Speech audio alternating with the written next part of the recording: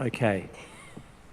Well, thanks everyone. It's always great to get some behind the scenes with creative people, and today I'm really pleased to be here with these three people, and I'll give a brief introduction for each of them, and then we'll get into a conversation. And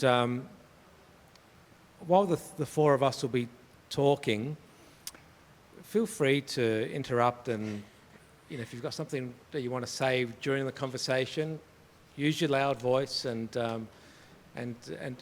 we'll respond. But there will also be time for questions at the end. Okay. Firstly, we've got Emma Haddy, Curator of everything digital at the History Trust. She tells stories, usually online, that she gets from the collection. But sometimes she goes into the physical world too, like with Mr. Bond's studio, which is a great and beautiful exhibition. I hope you all had a chance to see it. If not, come back after this and go through it. Emma's really interested in the way that creative practices have shaped our understanding of people and culture and place throughout history, and vice versa. A theme that runs through the Bond Studio collection.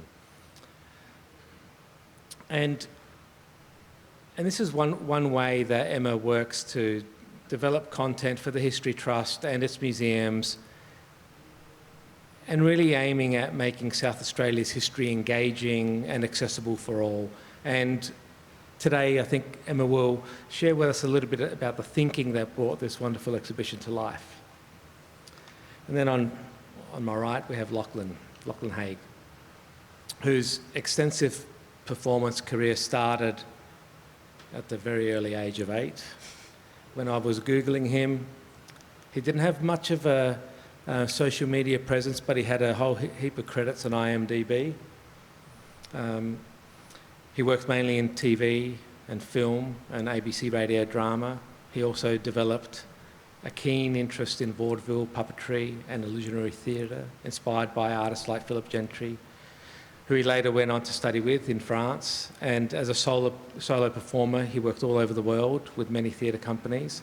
And you may have seen him at the Puppet Palace in the Garden of Unearthly Delights at the Fringe, which was, I think, the largest single puppetry event in Australia for many years. Now, these days, Lachlan is concentrating more on visual art, the history of costumes, automatons or automata or self-operating machines. So it's no surprise to learn that he's interested in kinetic sculpture, antique and vintage clothing, collecting antique curios, and of course history. And Lachlan has a very personal and local story that you will enjoy. And then Dr Andrew Dearman is an Adelaide-based artist, writer, photographer, educator, vintage camera collector, and all sorts of things. As a photographer, he uses a camera minutera, a box camera, known as the Ugly Boy, is that right? The Ugly Boy. And you'll see that on the screen. He also collects and writes about family-found photographs that are displaced from their owners, which is exactly what this collection is all about.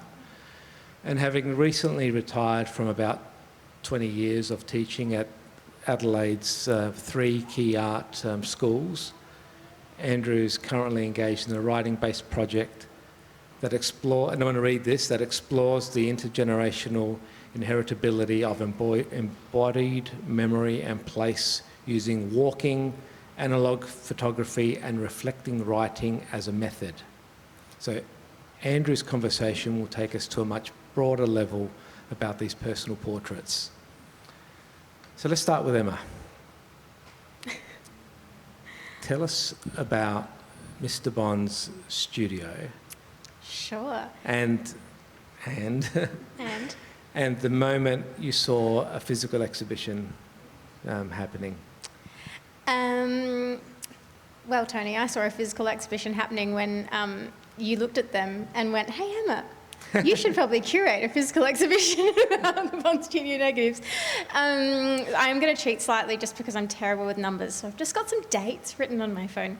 But Mr. Bond was a photographer at the port in the early 20th century. And the SA Maritime Museum has a wonderful collection of over 2,000 of his glass negatives. And these negatives were found in St Vincent Street in his old studio. So for those who aren't aware of the port, that's just the street that you probably came on to get here. It's just down the road, sort of near the Mayfair Bakery. And that was his second studio in Port Adelaide. His first was on Commercial Road, and he moved to the one on St Vincent Street in 1921. We found these negatives. A member of the public, I believe, found the negatives and actually donated them to the Port Adelaide Historical Society in the 1970s. So Bond himself died in the 40s, and these had just been sitting in the old studio for all these years. It had been a studio for a little while, and at other times it was just rented out by a few other businesses. And the Port Adelaide Historical Society very kindly donated them to the newly formed, at that stage, Maritime Museum. And so that is how we came to have over 2,000 of the negatives in our collection. And you can see all over 2,000 of them online on our collections portal. And they're just a really beautiful depiction of Port Adelaide at that time. Most of the negatives are from around the 1930s. And we can date that from the fashions, but also from the backdrop as well, because a lot of them seem to be the same backdrop, so that makes us think it's probably all from the St Vincent Street studio. They just showcase all these beautiful different people, and a lot of them we have no idea who they are, and I think that's the big intrigue, and that is probably what makes the exhibition itself and the collection so poignant. Because we don't know who a lot of them are, and it makes us interested in learning more and interested in discovering the histories behind these normal, everyday people that are on these negatives. Yeah, thanks. And it's really interesting because the glass is quite fragile on one hand, and the reason that they were on glass is probably the reason that they survived. So it's fragile and robust at the same time, right? But if you drop them, they're gone. Yeah. But if you don't, they'll last much longer than acetate or... Yeah, and you can see on them there's a silver mirroring, I can't say that word, effect on the glass plate negatives, and that's because of a chemical reaction that happened, and that wouldn't normally happen, but it just happened on these ones because they were in poor conditions for quite a while, sort of in the back room or the basement or wherever they were found in the studio. So they survived on one hand, but they unfortunately had a bit of degradation, but that tells the story of the object itself and their discovery, and that's actually what a lot of people love about them, because it's got this sort of effect that's very distinctive that you wouldn't get otherwise. Yeah. Andrew, a technical question about photography and your historical perspective. These glass negatives, how common are they? You seek out and you find lots of photos. How common are these negatives? They're actually, if you go looking in a lot of second-hand shops, you quite often come across them, and they are quite fragile. They're usually 2 millimetres thick, so very breakable. The silver nitrate on them is also somewhat combustible in certain circumstances. If it's film-based, they can be quite combustible.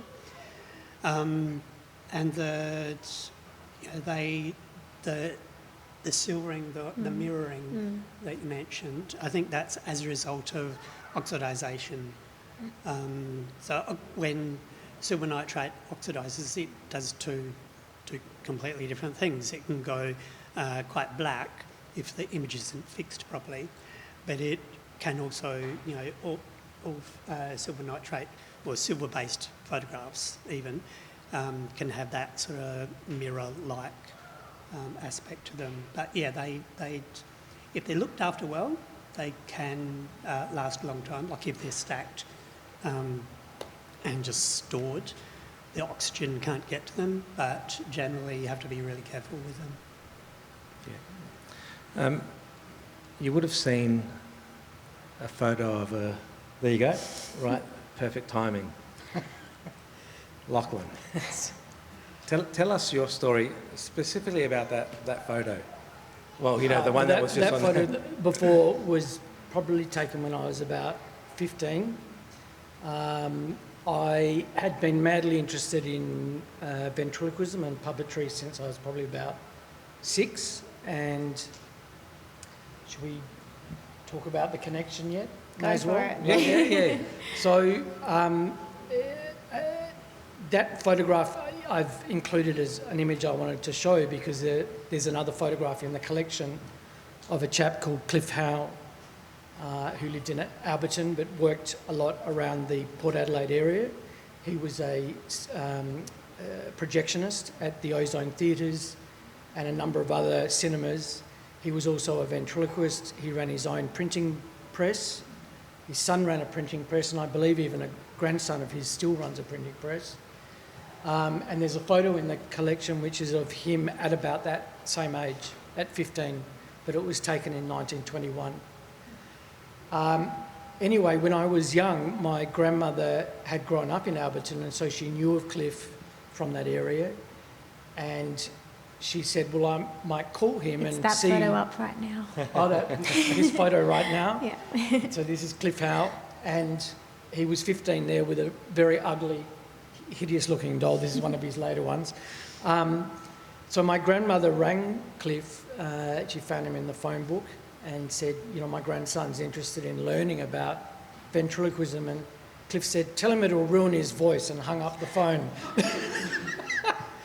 I realise now, looking back, that he'd probably had so many parents and grandparents probably ring him saying, can you teach my child how to be a ventriloquist? They're interested in that. So I decided I'd just keep ringing him and ringing him and ringing him until eventually I wore him down. And so at about the age of 14 or 13, 14, 15, I started visiting him. He would have been in his, I suppose, 70s or 80s by then. And we just used to spend time talking about his career, stuff about performing. At that stage, it was an opportunity for me to actually meet someone that did that, because learning about that sort of stuff is not something you can go to university for or even drama school. So you had to kind of seek these people out, and Cliff then became a mentor of mine. And it was a very strange connection between me and the photograph and Emma's exhibition, because I own 2 of Cliff's dolls that his son gave me after he passed away, and I'd rung the Performing Arts Collection to ask about any information they might have on him the same week that Emma rang to find out more about this person that was in this photograph. So that's how we kind of got connected, and this sort of story began for our interaction. But yeah, so my career then went off mainly to work in puppetry and as an actor and other things. But these mentors like Cliff were a very important part of that, the beginning of that sort of thing, encouraging me at an age when my parents had no idea what to do with me. It was like, you want to grow up to be a what? Go back to school and get a degree, you know. So yeah, that's probably my particular connection to the exhibition. And I love the fact that we look at Cliff's photo and we look at your photo, and it's like, you know, a time shift, and you both, you know, embody the same sort of experience in the same place, and that's really quite interesting. Yeah, it particularly was seeing the photo for the first time online. It was like, oh my God, because I've had this photo of myself, and it's like, we were at the same age. That would have been 1921, I think that photo was taken. And that's him with all of his hopes and dreams. And I know he had older performers that were kind of helping him that he would have been going to see probably at the vaudeville and, music hall theatres and stuff like that back in his era, when magicians and ventriloquists and female and male impersonators were all the rage, comedians and dancers and all that sort of stuff. But for me, the era that I started to get into it, that sort of industry had stopped, film, television, radio, all taken over from that. So it was a very different landscape. So it was much harder to kind of come across those people. Yeah. But I think I was just a really annoying, precocious kind of child that just kept pushing these people to find out because I was very interested. And it led somewhere. So, So, Andrew, you've heard a personal response to a photograph that Lachlan has a connection to. Your work deals with photographs where you look at them and you have no connection to the people. How does that work for you? I mean, you may have to tell us a little bit about your work, but how does that work, and what are you doing? Well, I haven't been doing it so much in the last couple of years, but starting about 15, 20 odd years ago, I was going to second-hand markets, finding old photographs or glass plate negatives, anything to do with photography. And the second-hand market that I used to go to was in Flinders Street in the city. It's not there anymore, I don't think. And a lot of the stuff that I would find, most of the stuff that I would find, would be from Denmark. And the person who ran the market said that the reason for that is that in death duties, in Denmark, the death duties are so high that people tend to, when somebody dies, people will get all of their person's belongings together, put it into a shipping container and send it to another country to sell off, and then the money goes back to the family as a tax avoidance kind of scheme. And I've spoken to a few people in Denmark, and there's some people are in denial of it. Other people are just going, yeah, it happens quite a bit. But it's one of those things that you get told, by this person in a second-hand market, and then you go, hold on, at the boat shed? Yeah, at the boat shed. Quite ironic, actually. We go the same. That's next door to where I live. We go to the Is same he still there? No, he's not. That's been pulled down now. Oh, I know. yeah. I used to go there a lot too. Sorry, I probably saw you. Yeah, probably met before. Yeah, we have. Numerous times.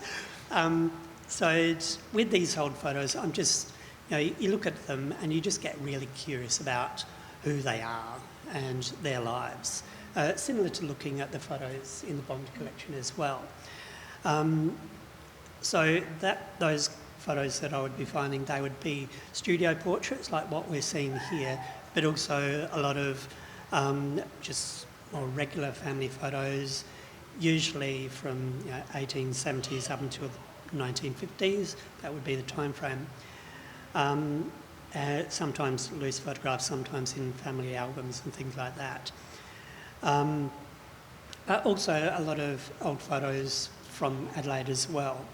There's one thing that I got really, really obsessed about at one stage was an old photograph, or a film-based negative rather, that was taken from the roof of a house looking down into a street, and I could see the line of Adelaide Hills and the city in the background. So it took me about 6 months to try and figure out where the house was. And I could see a number of things on the horizon. I was able to sort of work my way back from that, and a few details in the middle distance, and I was able to figure out the address. I went looking on Trove, which is the online National Library Newspaper database of old newspapers. So with the address, I was able to find out the name of the people they had advertised for a maid, and then I was able to find out quite a lot about them. And the history was that one of the daughters in the photographs had died a few years previous to my finding them. Their belongings end up in a second-hand market, and it sort of goes on from there. And I had a few people say, you should contact the family to, give these things back to the family.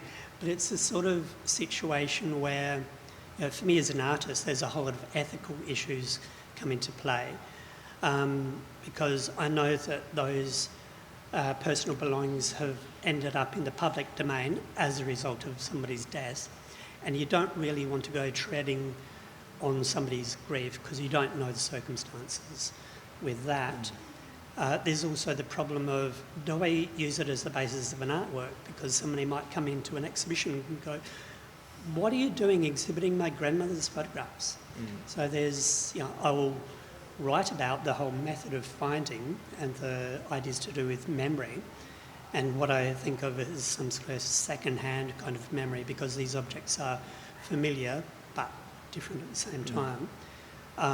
So there's a whole lot of rabbit holes. Yeah. Somewhat academic rabbit holes to go down with that. Do you sort of feel like there's a timestamp where it's open slather compared to sort of saying it's more recent as a negative or a photograph? You never really know. There's one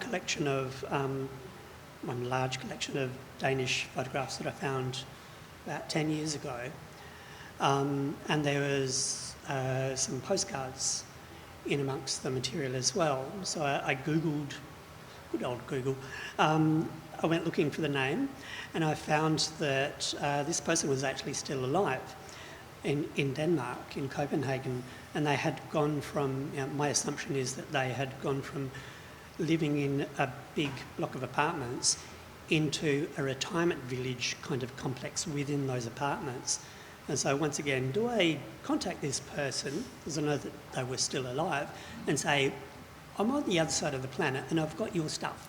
Do you want it back? So there's this huge ethics, for me anyway, to do with somebody else. So I'm looking straight at you because, I read out, if anyone does want to be photographed, let people know there's a sign up there that says the same.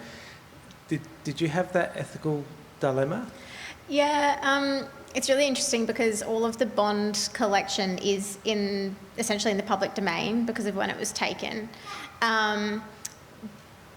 When we're thinking about using it, we've used images from the Bond collection for a long time at the History Trust to promote different things. Like it was used, there was a photo that was used on the front cover of a history festival program a few years ago, and that actually led us to a great discovery. But aside from that, we've used it for that. We've used some photos in education programs, and we don't necessarily know who those people are.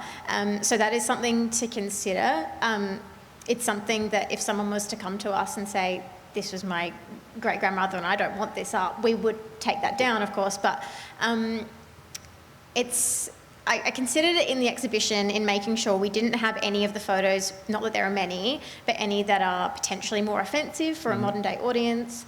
But again, it's very tricky, and I haven't really settled on it myself, but I think something for everyone here, which is quite interesting, is we have a scrapbooking station downstairs. So after we've spoken, if you want to go and scrapbook a few of the pictures from Bond Studio into your own scrapbook, you can do that. And that's quite a trend at the moment. People are doing that kind of thing on Instagram and on TikTok, and it's just a fun thing to do, to repurpose old photographs.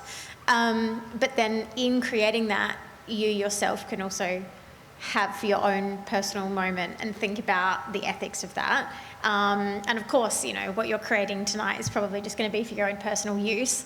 But, if you think about if you were going to do that and send it out somewhere, particularly, what are your personal ethics around that? What are the general ethics? Similar thing to anything you put on the internet is kind of open slather for people to take it, even if it's performances stuff. Yeah.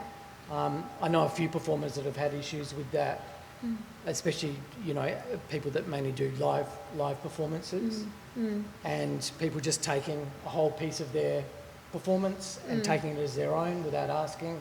And it's interesting because sometimes we are so removed from history, like the Bond collection was 100 years ago, and so we're so removed from history that we don't really think about it that way, but then history is just, we are part of living history. So if we look through our camera roll and our phone, that'll be the same thing in 100 years. And there could be some people, unless copyright laws change, your photos could end up on Wikipedia or something, and someone could be using your own photographs. So it's, I think it's something the world is thinking about in general at the moment, and no one really has answers, but it's an interesting thought. There was a historic case about this. There's an artist called Driller Jet Armstrong, whose whole artwork output has been daubism, which is daubing on other people's paintings.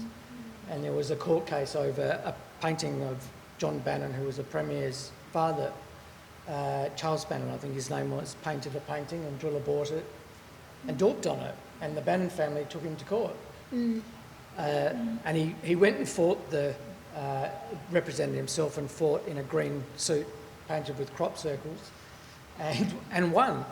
But it's actually a test case on copyright and who owns something after, if you bought the piece of artwork, who owns it? Is it the intellectual property of the artist, or is it the person that owns it? And it was a test case that's now still studied, I believe, by law students, and has changed was the beginning, I think, of changing the discussion about what intellectual property is of something or other.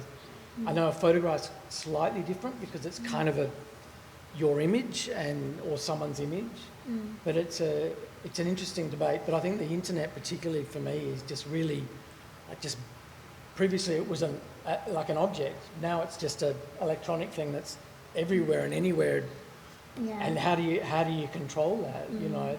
It's I will just say in curating the exhibition and then putting the collection online, I think the wording that we use in how we caption the photographs is important, because if we don't know something for certain, we shouldn't say that it is somebody. We shouldn't prescribe something on somebody that they definitely weren't. And so, because it can be quite a radical thing to, for example, look at a photo from the 20s of two men that look like they were potentially in a romantic relationship, imagining a scenario that they were lovers and they were together, and when in reality they might not have been, but we don't know anything at all. A lot of people think that's a good thing to do, and some people are still questioning that.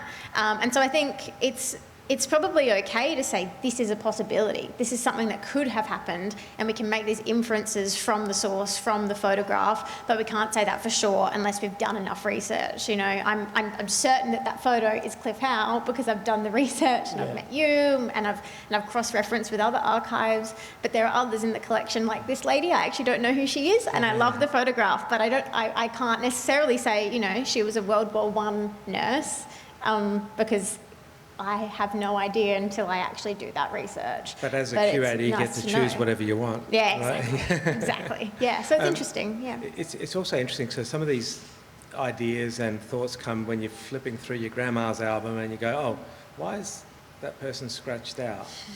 Right? And then there's a whole story that unpacks, and some people want to share and some people don't. So I think that's interesting.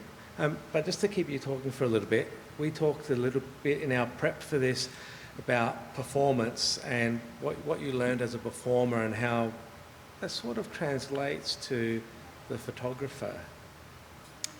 In relation to the nature of performing?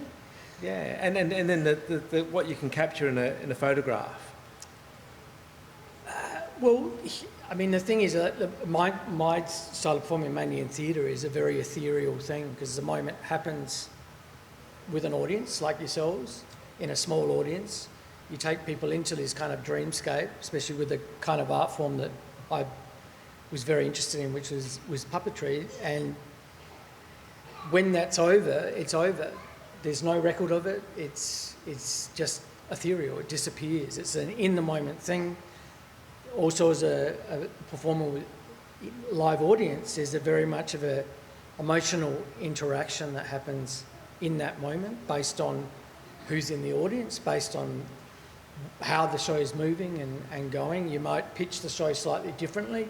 For example, if you're in a different country, there were shows that were non-verbal shows that I've done, and you try to get a laugh in the same spot, but you're in another country and the humour doesn't quite hit the same, or the sigh here or the reaction there doesn't, and so you've got to quickly think on your feet, and the next night But I think the thing with the photograph is it just snapshot of that moment. And if you think about it, really, our lives are like a performance. Our lives are, as Shakespeare would say, it's like, all the world's a stage and all the men and women are merely players.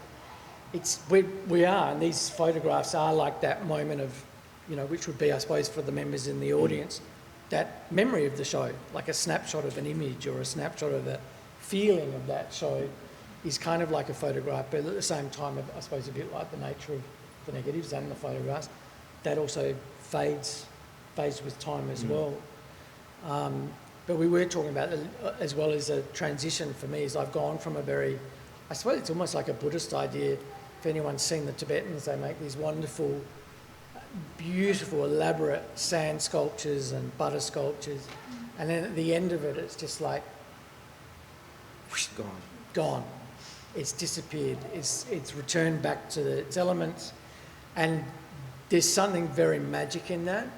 Working in film and television, when I did that, it was very fast. Now there was none of that personable connection to human beings, which is kind of why I moved away from that to theatre.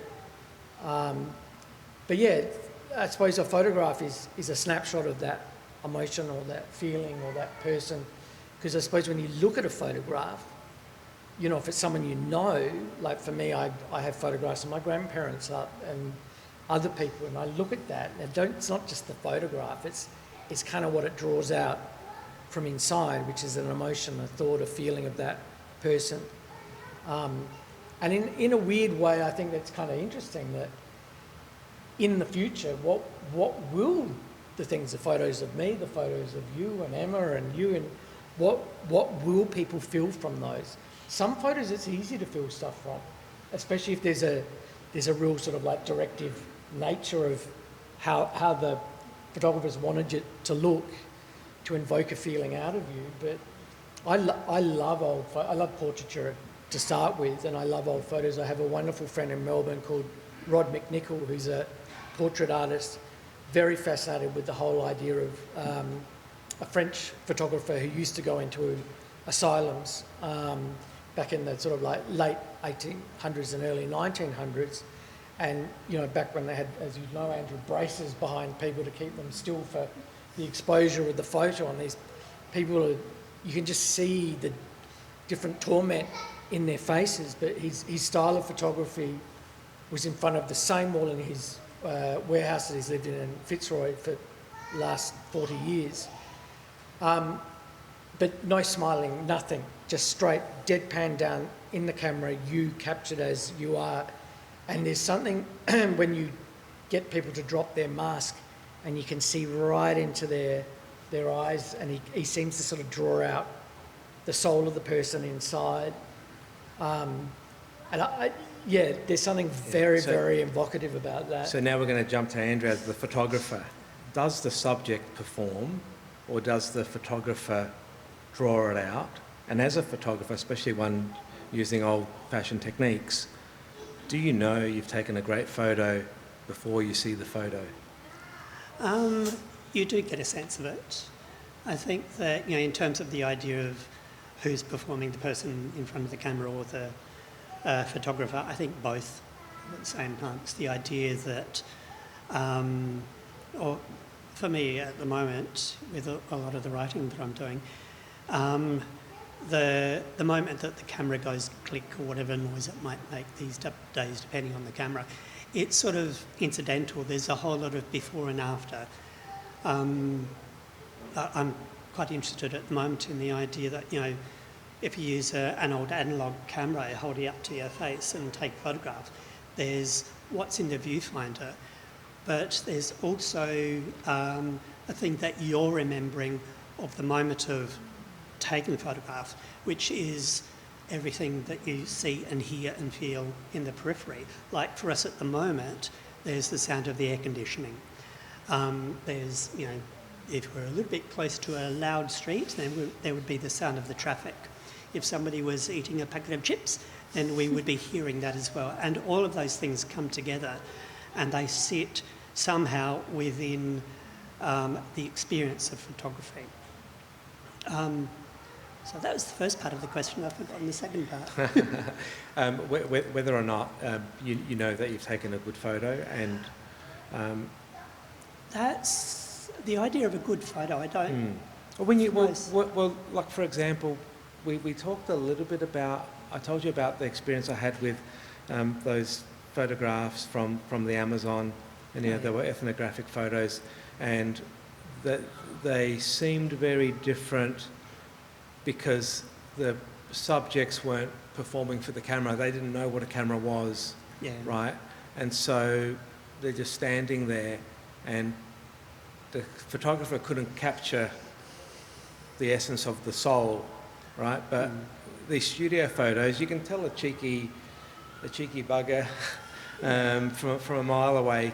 He can't hide it, and so it's that whole thing of, what's really going on? What's the magic that's going on? There's a chemical process, right, and the light doing its thing. But there's people involved too. I think it's all of the above. It's the chemical process, it's the lighting, it's the if you're doing portraiture, it's the being able to put the person at ease while you're taking a photo. Possibly, this is my experience. I don't know how other people would feel about it, but being told to smile is the worst possible thing to do to a person. If you were to go online and look for Andrew Dearman and do a photo search, there's a photo of me that was taken by a messenger photographer back in 1990, and it was for an exhibition that I had, and this photographer made the mistake of saying smile, and I just have this sneer on my face. Are you paying attention? It was actually... Get on and take the photo. I look at it now and I think, that's what you don't say to me. These days I think I'm possibly a little bit more capable of smiling than I was back in the day, 30, 40 odd years ago. I would hope I am anyway. But it's the working relationship between the photographer and the person being photographed, and the comfort that is, that's when the character, for want of a better term, of the person being photographed comes out, and you can actually see that in the photograph. So it's a really complicated process. You can't really just cram it into the idea of smile, click. It's so much broader than that. I think especially portraiture, because you're trying to capture, like a painting would, someone's soul in a way, part of them. That's what's interesting about this, because often I found, just looking at some of these photos, people have come often for a portrait photo for some specific occasion, whether that being a wedding or a christening or like there's one great one of a guy in his bathing costume that looks like it's probably still wet, one of those lovely 1910s, 1920s, wool ones that are scratchy and stretch in places and shrink in others. You're speaking from experience. I actually did a film once where I had to wear one. It was a short on film about one of Colin Teeley's novels, and it was awful. You get a bit of sand in there, and I tell you, geez. And he's got his trophies there next to him, and he's like, he's just got out of the water, and there's just so much about that. Look what I've just done, that you can just read out of it.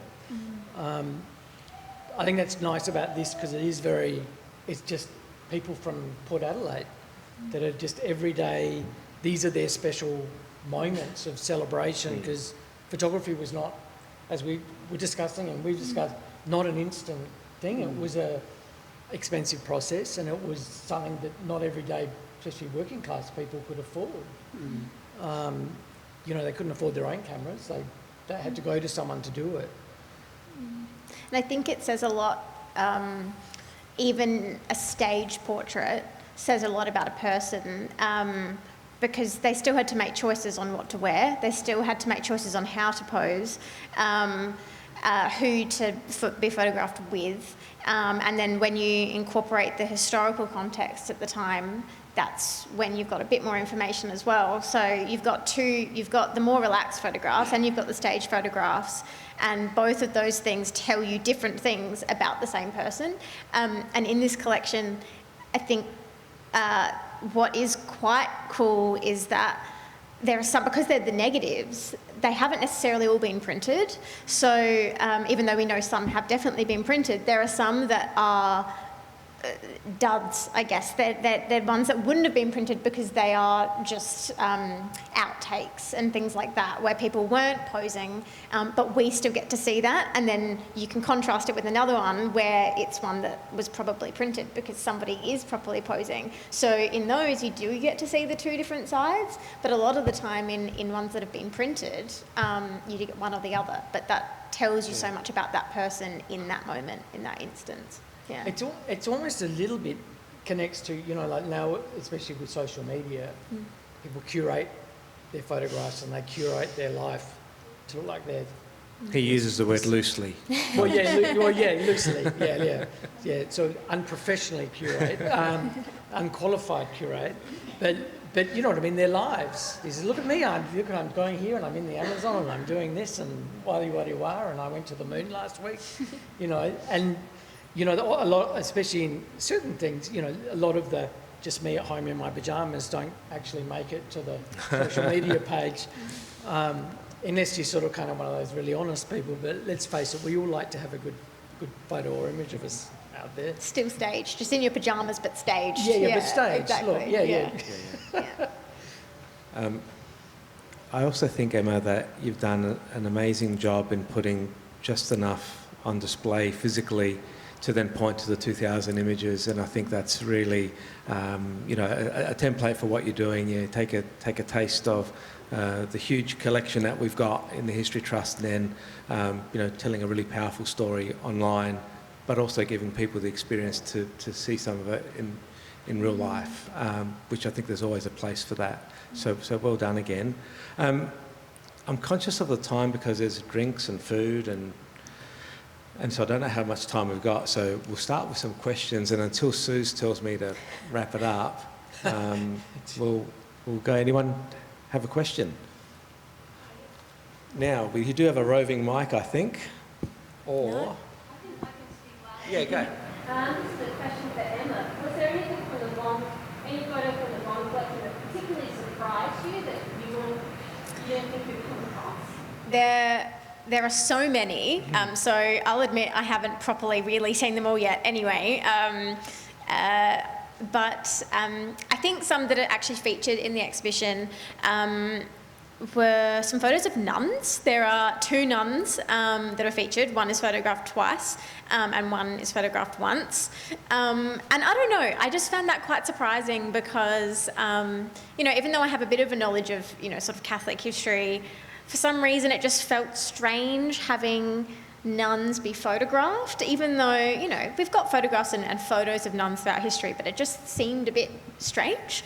So we did some research on those because they're featured. And actually the other day, we've got a series coming out in June that delves into some of these stories. So we actually went to the Mary MacKillop Museum the other week and to the Sisters of St. Joseph Archives, and we found out a bit more. And so those ones were actually taken because they were when nuns became nuns, when they were professed, and so the photos were taken. It was a big thing, like it was a big thing to come to the port for any photo, to come to Mr. Bond for any photo. It was a big thing to them because the church spent the money on getting their photographs so that they could send these homes, because getting professed is kind of like getting married, and then that could go on the mantelpiece of the family. So yeah, I think that was quite an interesting one, and the stories are really interesting. We were able to trace at least who one of them is. The other day when we went to the archives, we found one of them, which is hard when it's nuns because they have one legal name and then one religious name as well. So, and then the name on the photographs actually has nothing to do with either of those names, so we don't know who that person is. So that's another mystery. But yeah, that was really interesting. Any more questions? We've got a microphone now.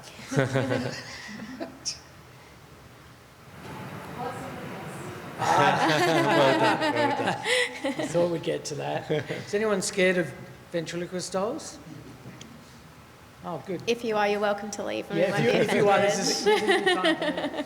So after Cliff Howe passed away, probably back in the maybe late 90s, early 2000s, my mother got a phone call because I was living in Melbourne at this stage from his son, and 2 of Cliff's dolls were donated to me to look after, and I have one of them here.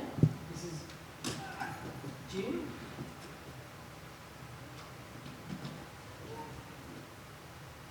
Now, I will at this point confess that I moved away from ventriloquism to puppetry because it was easy. You don't have to worry about your lips moving.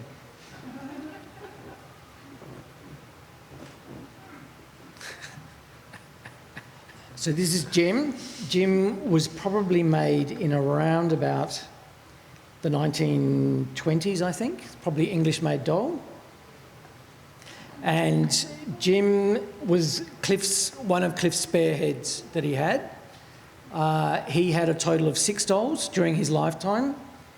And another funny story, which I didn't get to mention before about Cliff, was at one point in his life, he wrote to a very famous ventriloquist in America called Edgar Bergen, who had a character called Charlie McCarthy. And they were on the radio in America for about 30 years. And in a lot of early black and white films. And Cliff wrote a letter to Edgar Bergen from Jim, South Australia. No address, no suburb, no postcode. And the letter arrived to the dead letter office, and it happened that a guy that worked at the dead letter office had seen Cliff Howe performing with Jim at a theatre back when he was a kid, and decided that maybe this letter was for him. Anyway, so it was for him, and the Australian Post Office Museum then rang Cliff and said, could we please have the envelope back, because it's the only letter we've ever delivered to a non-human. And apparently it's somewhere in the History Trust collection. All right. In Yes. one of the state collections, One of the but state we're collection, working on yeah, it. yeah, we're working on that. Yeah. So, yeah, this is Jim. So he's as you can see, probably the last era that Cliff was really working was around about the 1970s. He did do shows up until the 1980s. About one of the last shows he did, I think, was for Peter Gers back in probably like about 1984. There we go. And can I just say, it is very, very cool to see this doll. This isn't the doll that is in the photograph, but it is still very close in era. Yeah.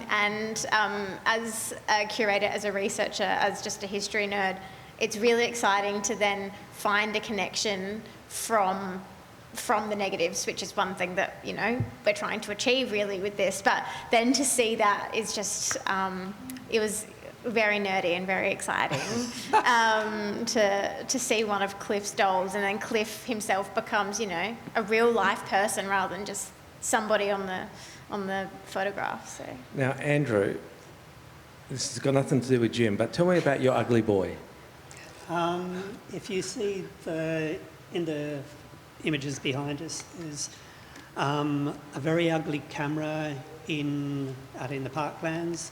The reason why I've called it the Ugly Boy is that 7 or 8 years ago I was making handmade cameras quite often, and I would spend way too much time making them and not enough time using them. And this is a photo that I've taken for the Ugly Boy. These are some portraits that I've done this is at Rymel Park. That's one of the cameras. I've got 2 Ugly Boys. This one does 8x5 inch negatives on film or paper, and that one does 4x5. So the reason why it's called the Ugly Boy is that I just got over finishing the cameras, making them look nice, and I decided that I needed to start using them, leave them in a ugly state, and I just like that word, Ugly Boy. And they're just wonderful cameras to use. It's just basically a wooden or MDF box in which you have developer and fixer, the two main chemicals for black and white photography. You make a paper negative, and there's a lens on front of the box, obviously, and there's a sleeve on the back of the camera where you put your arm in and you process the image blind, you're not looking at it. And then after you've made the black and white negative, there's an arm on the front of the camera where you put the negative, and then you take a photograph of that to make the positive. It was really interesting because we talked about the history of photography, and one of the things that came up was that the camera obscura, which used light to project an image, the physics of photography predates the chemical process by hundreds of years. And so, and then, photography we're all familiar with was chemical, and now it's completely digital. So I thought that was really interesting. The other thing was just to wrap up. Are there any more questions of the humans? Because if you want, you can ask Jim a question. And if you don't want to do that publicly, Lachlan will sit here for a little bit, and one-on-one you can have a talk to Jim. Oh my God, I didn't know that. I talk for a bit. I didn't know you were here on my own. Okay. Anyway, thanks everyone. A round of applause for our fantastic guests.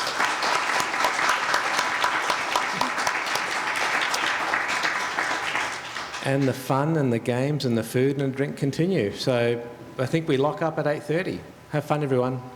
And quickly, I just want to encourage everybody to have a photo in the photo booth, because it is an exact replica of the 1930s Bond photo booth. And Kylie's downstairs and has an Instax camera, so you can take a photo home. So please make sure you do that before you leave as well.